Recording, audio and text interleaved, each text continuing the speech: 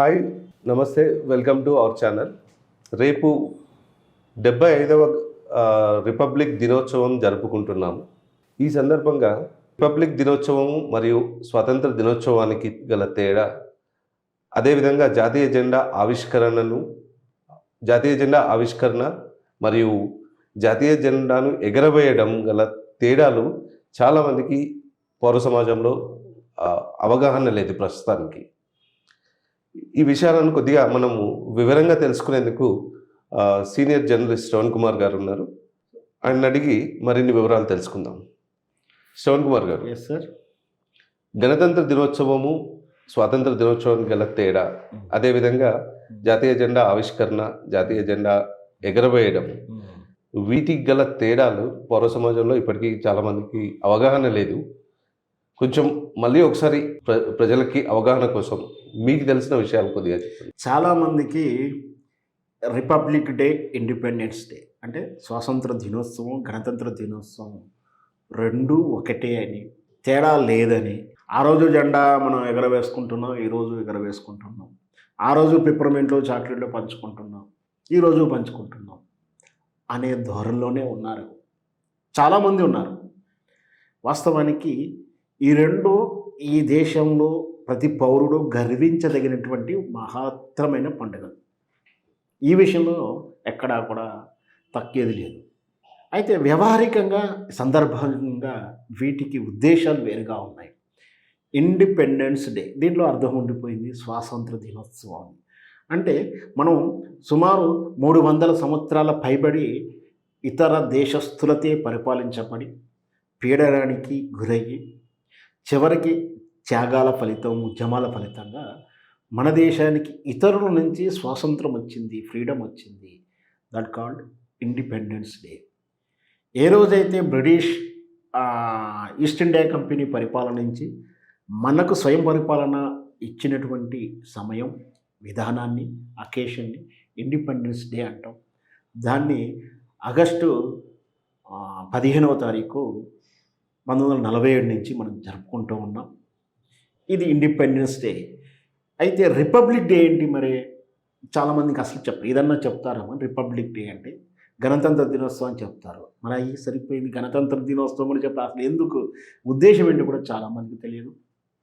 గణతంత్ర దినోత్సవం అంటే మనం పరిపాలించుకునే విధానాన్ని, మనం ఏ విధంగా ఉండాలి, మన కట్టుబాట్లు ఏంటి, మనం ఎంత క్రమశిక్షణతో ఉండాలి, క్రమశిక్షణ తప్పితే ఎలా ఉండాలి, ఎవరు పరిపాలించాలి, ఎవరి పరిధి ఏమిటి, ఎవరు మనల్ని పరిపాలిస్తారు, పరిపాలించే వాళ్ళని ఎవరు ఎన్నుకుంటారు, విధి విధానాలన్నీ కూడా మనం స్వతంత్రంగా పరిపాలించే మన చట్టాలు మనం తయారు చేసుకొని మన రాజ్యాంగాన్ని, మన చట్టాలను అమలుకు తెచ్చుకున్న దాన్నే ఈ గణతంత్ర దినోత్సవం వేడుకగా చేసుకుంటాం. ఇది రెండింటి మధ్య ఉన్నటువంటి 26 జనవరి 26 జనవరి నుంచి అమలులోకి వచ్చింది. దాని నుంచి ఈ 26 జనవరి గణతంత్ర దినోత్సవ వేడుక అంటే మనం పరిపాలించుకుంటున్నాము, మన చట్టం మనకుంది, మన విధానాలు మన స్వయంగా తయారు చేసుకున్న లా. ఇది ఫ్రీడమ్ వచ్చింది. అయితే మనం జెండా ఆవిష్కరించుకొని, జెండా వందనం చేసుకొని మనం వేడుక జరుపుకుంటాం. అయితే ఈ రెండింటికి రీజన్ ఎలా తేడా ఉందో, ఈ జెండాని గౌరవించడంలో కూడా, జెండాని చేయడంలో కూడా కొంచెం చిన్న వ్యత్యాసం, పెద్ద వ్యత్యాసం ఇంకా చిన్నదైనప్పటికీ అది గుర్తించదగినటువంటి వ్యత్యాసము.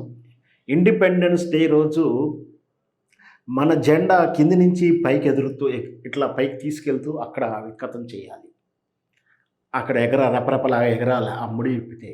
అంటే ఏంటంటే మనం కింది పీడనం నుంచి బయటికి ఎదిగామన్నట్టు సూచికంగా, మనం స్వతంత్రంగా ఎగురుతున్నామని చెప్పే సూచకంగా జెండాని కింది నుంచి, అంటే కింద ముడేసుకొని ఆ కర్రకు అలా కట్టినప్పుడు అలా పైకి తీసుకెళ్ళి అలా లాగేస్తే జెండా రెపరెపలు ఆడుతుంది.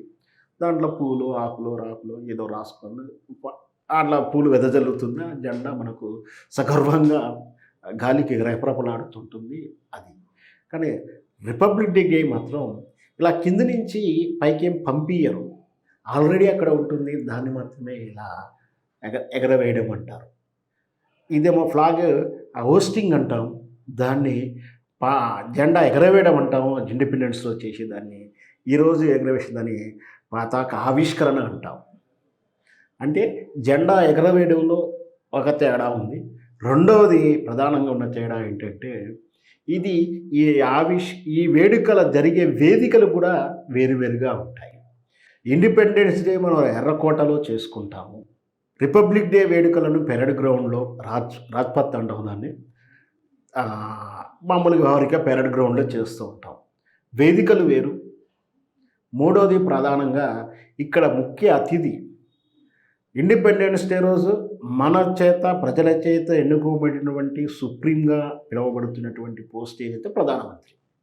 ఆ ప్రధానమంత్రి ముఖ్య అతిథిగా తాను ఆవిష్కరిస్తూ ప్రజలకు సందేశం ఇస్తూ తాను ఉపన్యాసం ఇస్తాడు. తన వ్యక్తిగతంగానే తన పార్టీ తరపున కానీ మన దేశం తరపున కానీ సాధించాల్సినటువంటి అచీవ్మెంట్స్, మంచి చెడు గోల్స్ రకరకాలు ఏదైనా సరే ఆ వ్యక్తిని బట్టి ఆ సందర్భాన్ని బట్టి మన దేశ ఔన్నత్యాన్ని ప్రతిబింబించడానికి ఆ సందేశం ఇస్తుంటాడు. ఈరోజు ముఖ్య అతిథి ఎవరు అంటే మన దేశ అత్యున్నతమైనటువంటి రాష్ట్రపతి. ఇక్కడ మనం ముందే చెప్పుకున్నట్టు మన దేశానికి మన చట్టాలు మన రాజ్యాంగం అమల్లోకి వచ్చింది కాబట్టి మన దేశం యొక్క ఔన్నత్యాన్ని చెప్పడానికి, ఇతర దేశాలతో ఉన్నటువంటి సత్సంబంధాలు చెప్పడానికి, ఇతర దేశ అధిపతులను రకరకాల అధిపతులు అంటే ఒకసారి ఎంబసీ నుంచి కానీ విదేశాంగ మంత్రులు కానీ ప్రధానమంత్రులు కానీ సరే ఏ నాయకుడైనా సరే ఒక విదేశీ రిప్రజెంటేటివ్స్ని ముఖ్య అతిథిగా పిలుచుకొని మన ఔన్నత్యాన్ని మన అచీవ్మెంట్ చూపించుకుంటూ ఆ దేశంతో మన దేశాలతో ఉన్న సత్సంబంధాలు భవిష్యత్తు ప్రణాళికల నుంచి చర్చించే వేదికగా వాళ్ళని ముఖ్య అతిథులుగా పిలుచుకొని వేడుక చేసుకోవడం ఈ రిపబ్లిక్ స్పెషాలిటీ. అంటే ముఖ్యంగా మొదటి డిఫరెన్స్ ఏంటంటే రిపబ్లిక్ డేకును ఇండిపెండెన్స్ డిఫరెన్స్ ఏంటంటే ఇండిపెండెన్స్లో మన స్వాతంత్రం వచ్చింది.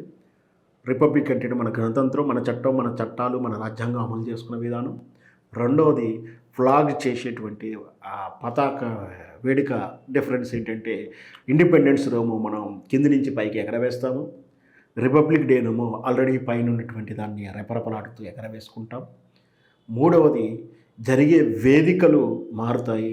మూడవ వ్యత్యాసం ఏంటంటే ఈ సెలబ్రేషన్ జరిగే వేదికలు మారుతాయి. ఒకటి ఇండిపెండెన్స్ డే ఏమో ఎర్రకోట దగ్గర చేస్తాము. ఈ వేడుకలో రిపబ్లిక్ డే వేడుకలేమో పెరేడ్ గ్రౌండ్లో చేస్తాము. నాలుగో వ్యత్యాసం ఇండిపెండెన్స్కి ముఖ్య అతిథి ప్రధానమంత్రి గారు ఉంటారు. రిపబ్లిక్ సెలబ్రేషన్కు ముఖ్య అతిథిగా రాష్ట్రపతి గారు ఉంటారు. ఈ విధంగా 4 ప్రధాన వ్యత్యాసాలు ఉన్నాయి. చాలా చక్కని విశ్లేషణ తెలియజేశారు. ధన్యవాదాలు శ్రవణ్ కుమార్ గారు.